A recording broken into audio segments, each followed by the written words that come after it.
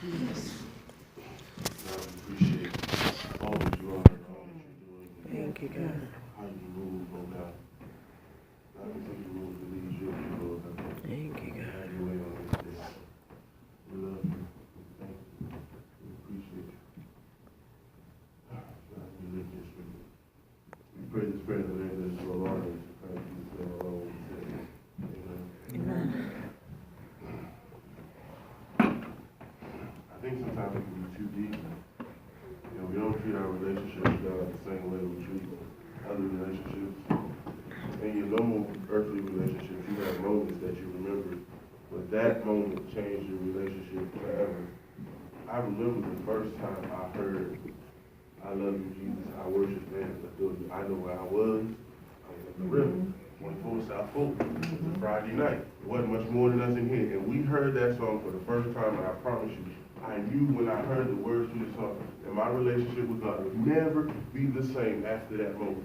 Because of the way we went in worship that night changed us forever. We ought to have some moments when we praise and worship God that stick out to you, that you know that at that moment it changed you forever. Yes. Yes. Some moments that I know where I was, I know what I was doing, I remember how I felt, and I remember when God came in and moved. Yes. Amen. When I heard the last song, I Am Because of You, I was looking for another song, and I was in my truck, almost had to pull over because the song ministered so hard directly to me at that moment. We gotta look at this thing more real, not as abstract. This is a real two-way Yes. relationship. Yes. Yes. I'm giving, and Lord knows He giving. And it ought to matter to us, it ought to be significant to us when we get in His presence. Amen. I don't know about you, but I'm grateful for visitation. Yes. I'm grateful for when He Yes. speaks. Yes. Yes. Yes. I'm grateful for when He opens my eyes to what He's doing so I can see from His perspective. I'm grateful, and I take those moments not lightly. If you have your Bibles, turn with me once again to the book of Colossians. The book of Colossians.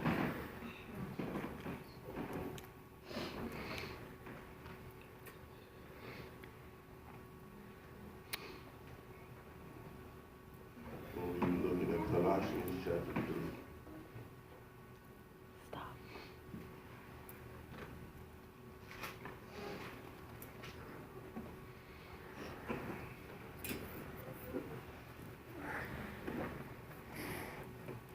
And we'll look Colossians 3, verse 15.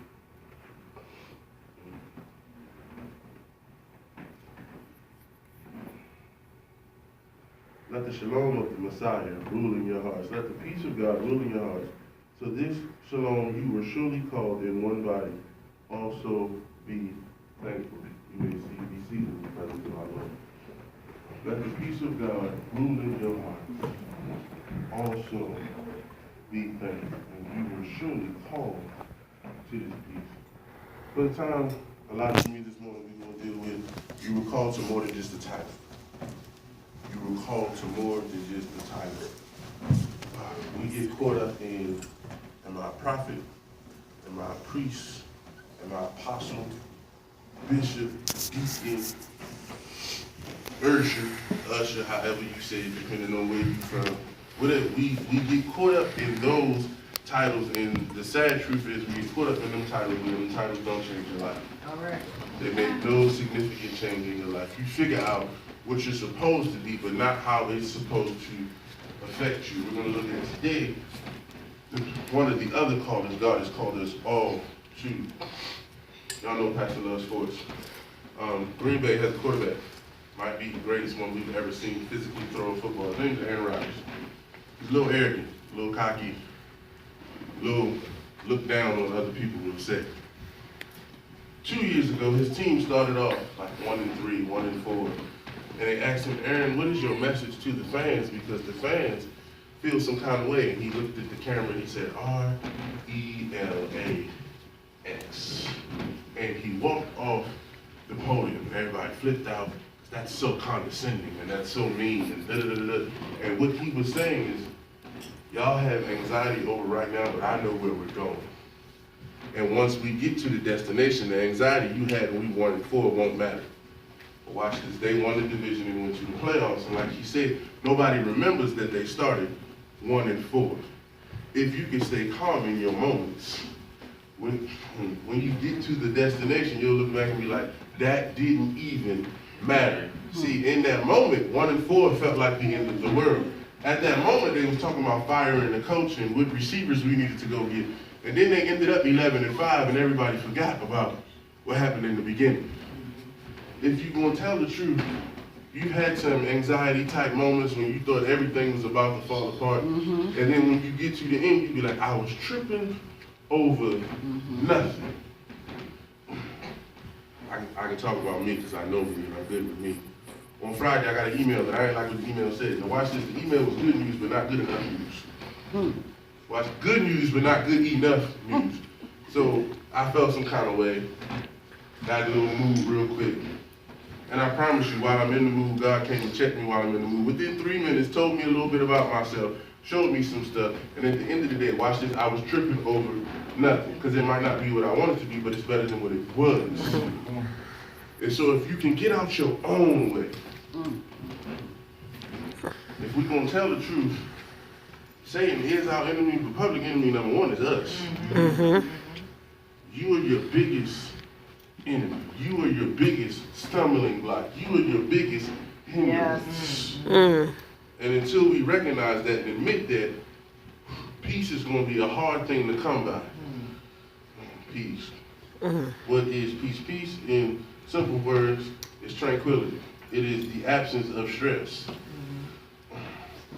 Most of us don't know how to live without the absence of stress. Watch this. Ephesians 2:14 says, for he himself is our peace, who has made the two one and has torn down the dividing wall of hostility. So your peace in life ought to be him.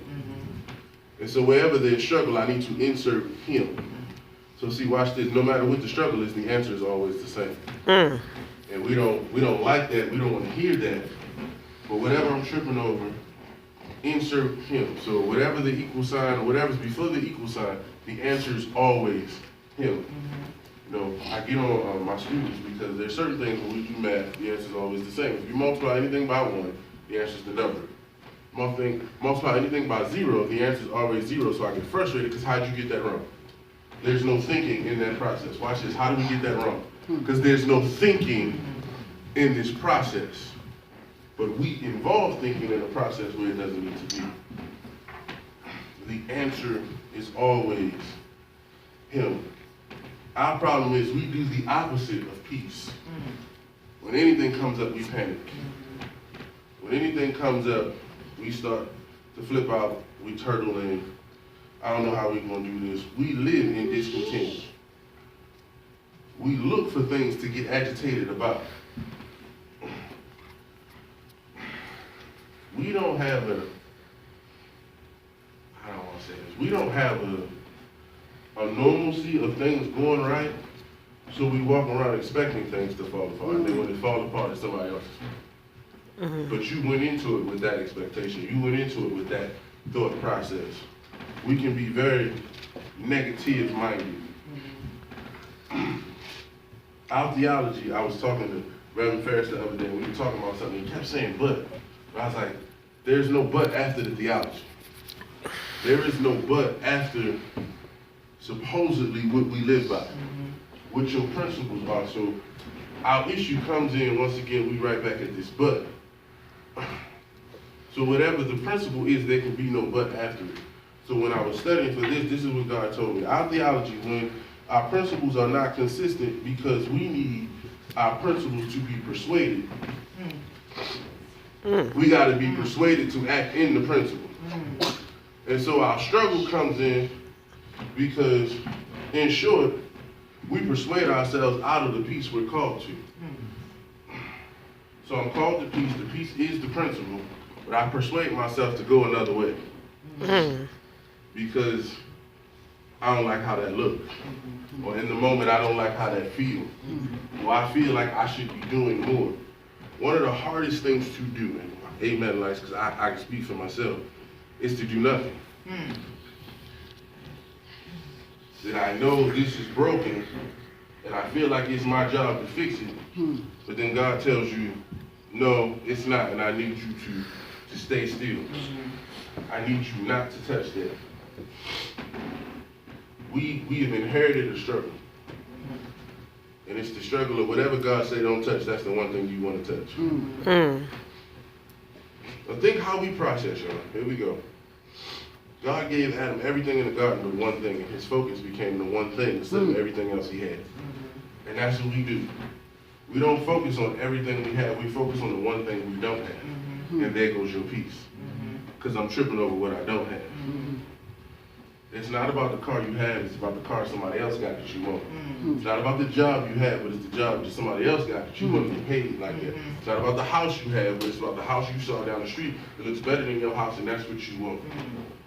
And because I'm tripping off that, it creates an anxiety and a stress, and then I don't appreciate what I have. But I'm called to peace.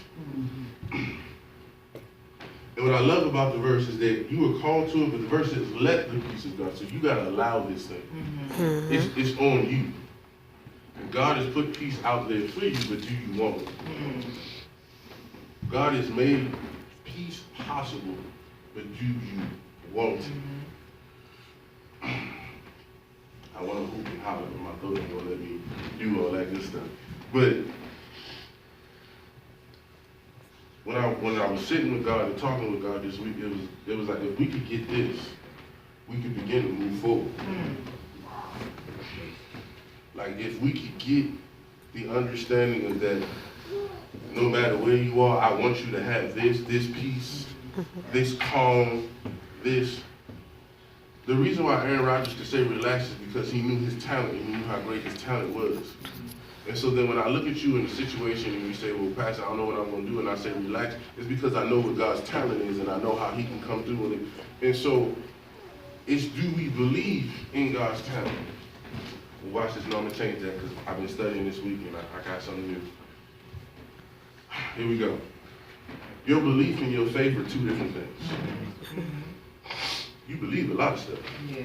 Some of y'all believe you can sweep your foot, you're going to jail. You believe a lot of stuff. But your belief is just the idea or the academic understanding. Your faith is the will to move in that direction. So you talk to people, a lot of people say, I believe in God, but they have no will to live for God. So their belief is absent of faith. And there's a lot of things in our lives that we'll say, well, no, I believe in that, but we have no faith in that. So we believe in the peace of God, but we have no faith in the peace of God. Because if I had faith, I'd walk in it. If I had faith, I'd act different when things come up. So watch this. We move forward. Now, homework assignment. Left side of the paper. What are your beliefs? Right side of the paper. What is your faith? See, when I read the Bible, it says, by faith, Abraham did. By faith, Job did. By faith, Joshua did. We got a lot of, I believe this, but there's no, they did after that. And so our challenge and our struggle is, we believe in peace, but don't live in peace. Everybody flipping out over who's sitting in the White House. It didn't matter to me when Obama was in there, and it sure don't matter now that Trump's sitting in there. Because I believe that whoever in the White House, God is still fully in control. Amen. So whatever happens, he has allowed for a purpose. Yes. So I might not like what's going on either way, because watch this, truth be told, I ain't like everything Obama did. But I still believe God. Amen. And everything you flipping out over what Trump doing, some of it ain't as bad as the media is telling you it is, but either way, God is still in control. Yes. So my peace not rests in who the person in the office is or the office itself, but only one office matters to me. And as long as God is sitting on his throne, I'm good. Amen. And so how do you walk in that? Not trip over the trivial stuff that's going on. So now we get personal. What you tripping over? Where's your anxiety? What's keeping you up at night? Praise be to God, it was my knee, God, and fixed that. Thank you, Jesus. But what's keeping, what's on your mind when you're supposed to be focused on something else, and that thing is what you're thinking about? And whatever that thing is, now, what can you do to walk in peace in that area?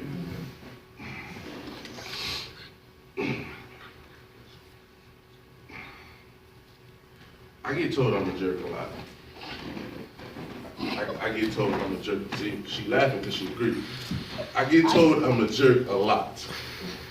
And I'm normally a jerk because I'm telling truth and it comes off as harsh. Sometimes truth is too real for people. They say because they know I tell the truth and half the time they don't like it. So, our problem with truth. My wife messaged me this week and she said, how do I deal with this? And this is, somebody is sick and they don't want to hear, God's will be done. I academically understand that. But as a believer, my theology has to be bigger than my emotion. Right. So in my theology, my peace has to come in God's will. That's a hard pill to swallow when it's your loved one, because see, it's right when it ain't. But it's when it's your loved one, it's like, okay, watch this. I never said I don't want God to heal. But I don't want anything greater than his will, because his will is perfect. Right. So when I pray for his perfect will, but I'm beseeching God, I want your perfect will be to heal him, so his testimony is God got me here. That they couldn't figure it out, but you did. So watch it. If God don't do what I want him to do, that don't make his will not perfect. Come on now. That's right. And that's where our struggle is. Is that if God don't do what I want him to do, then his will must not be right. And so our anxiety comes in because he ain't doing what I want him to do when I want him to do. And see, that's harsh. Don't nobody want to hear that. See, we got to deal with things as he made them and not as we want them to be. Because truth be told, your wants change by the hour. Come on.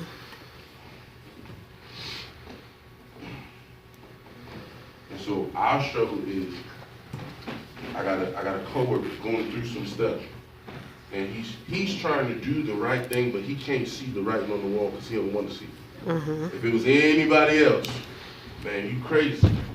But when you emotional, you can't see it. Right. So trying to move him out of the emotion of it, and this is what's going on. And then maybe you can begin to accept it, but we got a lot of stuff we don't want to accept. So you can't eat and you can't sleep because you see the writing, but you don't want to accept it. Home ain't happy because you can't eat and you can't sleep and you know what's going on, but you can't accept it. A lot of us stay in dead situations because we can't accept what the reality is. And sometimes the reality ain't what you want it to be. What is our anxiety about? Watch it. And then what's the principle? What's the principle about the anxiety that you have? And if you want peace, work the principle. So if you got money struggles, what's the principle? Relationship struggles, what's the principle? Kids struggles, what's the principle? And then work the principle. Watch this regardless of what you feel like.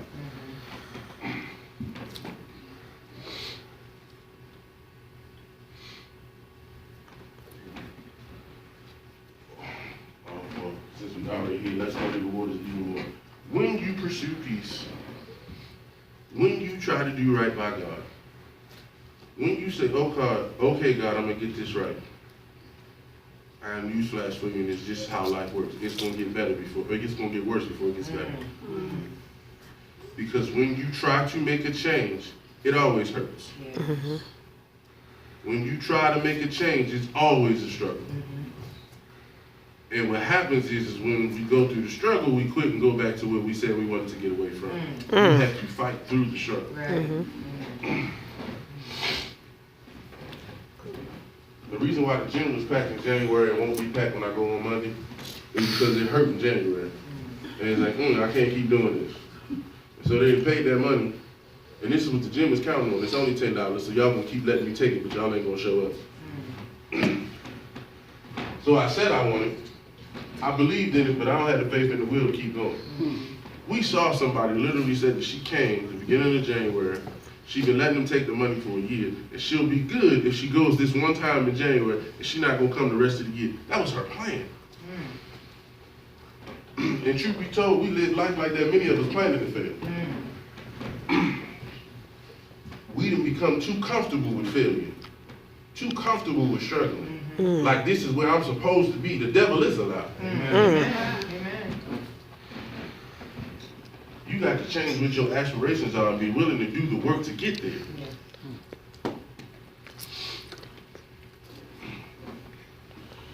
So whatever my struggle is, okay, it's gonna get worse when I make the change.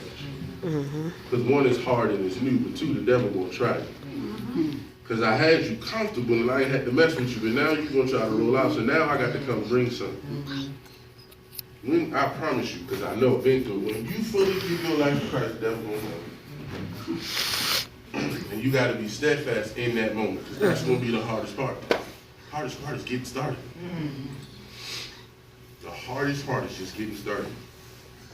And once it becomes routine for you, it's not that big of a deal.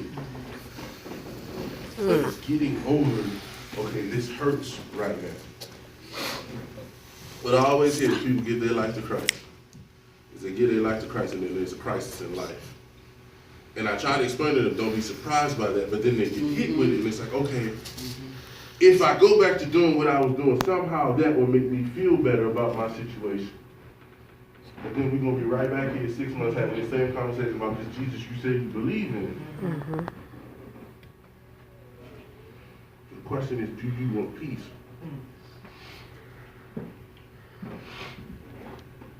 Because see, some of us want peace, but peace at what cost? We get worried about what the cost is.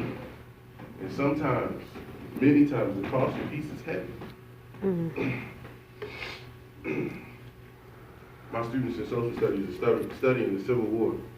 And one of the hardest things about the Civil War was how many Caucasian people are going to die for the freedom of people that don't look like them. And so Abe had to keep pushing the principle that it's bigger than just the people that don't look like them, we fighting for right. But right don't look good when people dying. The cost was heavy. See, we don't really deal with it, but the cost of getting to where we are, lives, many, and they ain't all look like us. And so it was hard to even keep just the North together when they like, how many more people we gonna send in? For only at that time, about 7 million of them. Cost to get to peace is heavy. And then watch this, the war itself is just the beginning. Because then you gotta accept people in that left. They don't have money now, that whole country's broke. We gotta reinvigorate them. The cost is heavy. The cost of your peace is gonna be a lot. Because you're gonna have to change your thinking. And then when you change your thinking, you're gonna have to change your actions. And then you're gonna be like, well, I used to be able to do that. Well, you can't now if you want peace. We were joking around and having a conversation. And we were talking about why men specifically come to church ain't saved, but they come to church to mess with saved women. And the women were saying, that ain't right, it's wrong, da-da-da-da. They come because the women allow it. They wouldn't come to church looking for an unsaved woman if an unsaved woman wouldn't accept them. But because you accept them, they keep coming. So in order for the behavior on the man's side to change, the woman's acceptance has to change. If you want your situation to change, the behavior, which you allow in life, has to change. I get tired of them running over top of me. You allow it. Come on now. I get tired of my kids acting the way they do. You allow it. I get tired of being broke all the time. You allow it. So what are you going to change so that don't happen no more?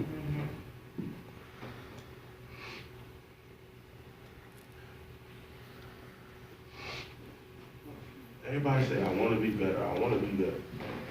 And then I'm telling you, you're called to better. So when we walk out of here, it's on you now. Because the better you want, God desires for you. But what are you going to do to go get it?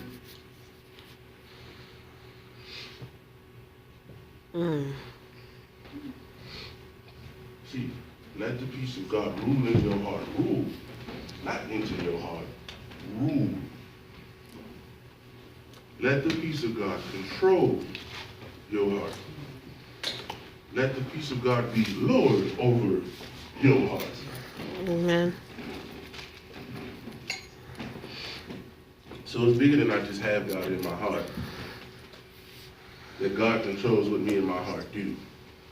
How we act, what we say, where we go.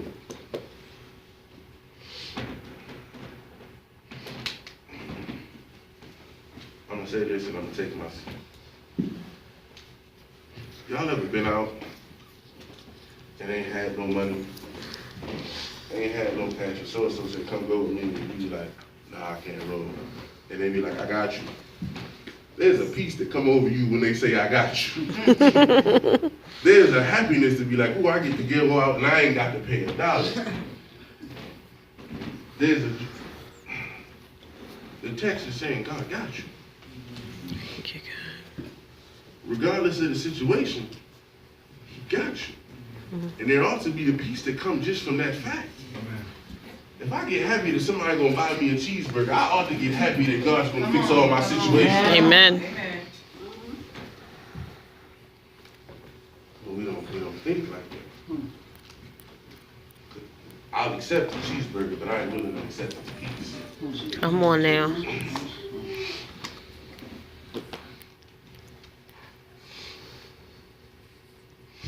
So how long are we gonna decline what he called us to? Because when you read Colossians, what Paul is saying is that part of the cross is this. He called you to this. He made this peace possible with the cross.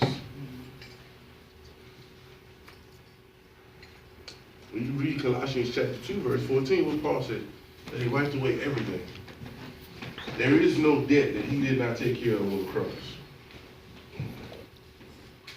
And if you understood that, that'd be your shouting point right there.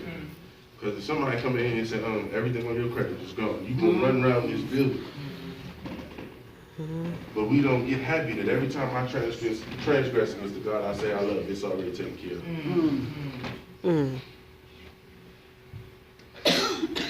That can't be messed up.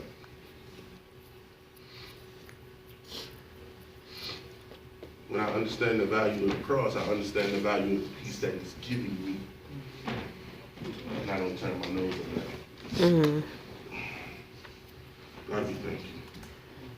We appreciate you and we love you. God, open our hearts to your peace, oh God, that we understand the value of the tranquility that you give. Not happiness over stuff or things or other people, but your peace, oh God. Resting in your way and in your promise, because we know your way and your promise is perfect. God, as we prepare to take communion at this hour, forgive us for the omission and the commission of our sins, oh God. Make us right with you, oh God. We celebrate the greatest gift of all time that you gave, your only Son, oh God. And we say thank you. We pray this prayer in the name of above all names in Christ Jesus' name alone. We pray, we say, amen. Amen.